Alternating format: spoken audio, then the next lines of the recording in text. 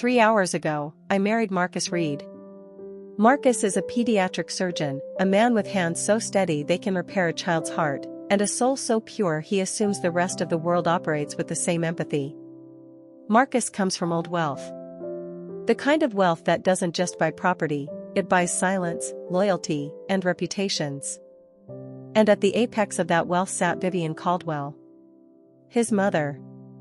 From the moment Marcus introduced us, Vivien didn't see a daughter-in-law. She saw an architectural error.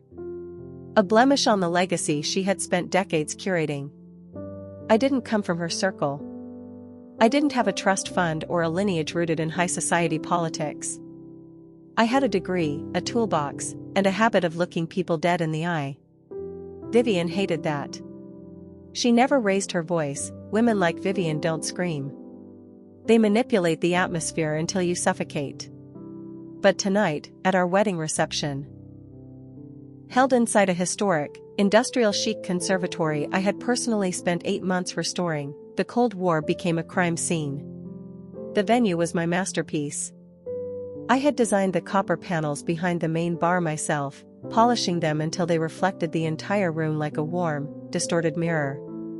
It was supposed to be an aesthetic choice. It ended up saving my life. I stepped away from the noise of the ballroom to adjust my veil in the reflection. The music was a distant hum. And then, in the copper, I saw her. Vivien. She didn't look around to see if anyone was watching. True sociopaths possess an eerie camouflage, they move with the confidence that they own the room. Vivien reached into her silk clutch. Her manicured fingers pulled out a tiny, amber glass vial. My breath caught in my throat. I didn't move. I didn't scream. My training took over. When a building is collapsing, you don't run into the falling debris, you calculate the safest exit. I watched through the copper reflection as Vivien uncapped the vial. With practiced, chilling precision, she tipped it over my glass. 1, 2, 3 clear drops fell into the bubbling champagne. They dissolved instantly, leaving no trace. She didn't know I had seen her. She thought she had just executed the perfect, silent strike. My heart was hammering against my ribs like a trapped bird, but my mind was ice. What was in that glass? Something to make me sick? Something to make me lose my mind in front of the press and his family? I didn't wait to find out. I didn't confront her. Confrontation gives the predator time to adapt. I needed to redirect the force of the blow. I walked back to the head table. Vivien's glass, identical to mine, save for the slight etching on the rim of the bride's glass, sat right next to where she would sit for the toasts. She was currently distracted, 3 feet away, laughing at a politician's joke. It took less than 2 seconds. I slid my glass into her spot. I took her identical, untainted glass and brought it to mine. But I didn't want to risk even a single drop of whatever she had brewed. I quietly signaled a passing waiter, swapped the glass for a fresh flute of sparkling water, and sat down. Marcus sat down beside me, taking my hand. His palm was warm. He looked at me and said, "You look beautiful, Nora. Are you holding up okay?" I know my mother can be intense. I looked at Marcus. He loved her, but he knew her flaws. He just didn't know how deep the rot went. I'm perfectly fine, Marcus. In fact, I think the evening is about to become very clear. It was time for the Matriarch speech. Vivien stood, the champagne glass catching the light of the chandeliers. She looked radiant, powerful, and utterly victorious. She looked directly at me, her eyes locked onto mine with a terrifying, hidden satisfaction. To family, she began, her voice echoing through the microphone. To legacy, to trust, and to the unpredictable choices our children make. May we always find out what lies beneath the surface, and may the truth always come to light. I watched her swallow. I counted the seconds in my head. In structural engineering, every material has a yield point, the exact moment the stress becomes too much, and the structure begins to fail. 1 minute passed. Vivien sat down, smoothing her gown. She smiled at Marcus, then gave me a patronizing nod. 2 minutes. 3 minutes. Then, the first microfracture appeared. It started in her eyes. The confidence evaporated, replaced by a sudden, sharp confusion. She tried to take a deep breath, but her chest barely moved. Whatever she had put in my glass was fast-acting. It wasn't meant to kill, it was meant to disorient, to mimic a severe psychological breakdown or profound intoxication. She strained, whispering, "Marcus." Vivien tried to stand up, but her knees buckled. She knocked over her water goblet, sending water crashing across the table. The room fell dead silent. Marcus was instantly alarmed, shouting, "Mom? Mom, what's wrong?" The elegant mask she had worn for 60 years cracked into 1,000 pieces. Vivien was gasping for air, her eyes rolling back, her manicured hands clawing at her throat. She tried to point at me, her lips moving, but no sound came out. She was trapped in the trap she had built for me.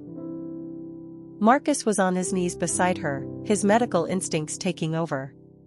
"She's having an acute anaphylactic or neurological reaction. Someone call 911. Now." I didn't panic. I stood up, the calmest person in a room full of screaming wealth.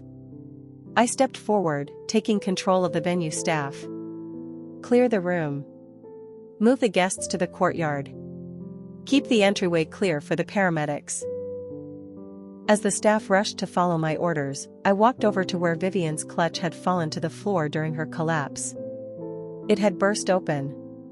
Amidst the lipstick and the compact mirror, 2 things caught my eye. The amber vial. And a folded piece of heavy, cream-colored cardstock. I opened the paper. It was a prepared statement. A speech, written in Vivien's distinct, elegant cursive, dated for tomorrow morning. I read the words silently. "It is with a heavy heart that the Reed family announces the immediate medical leave of Nora Hayes.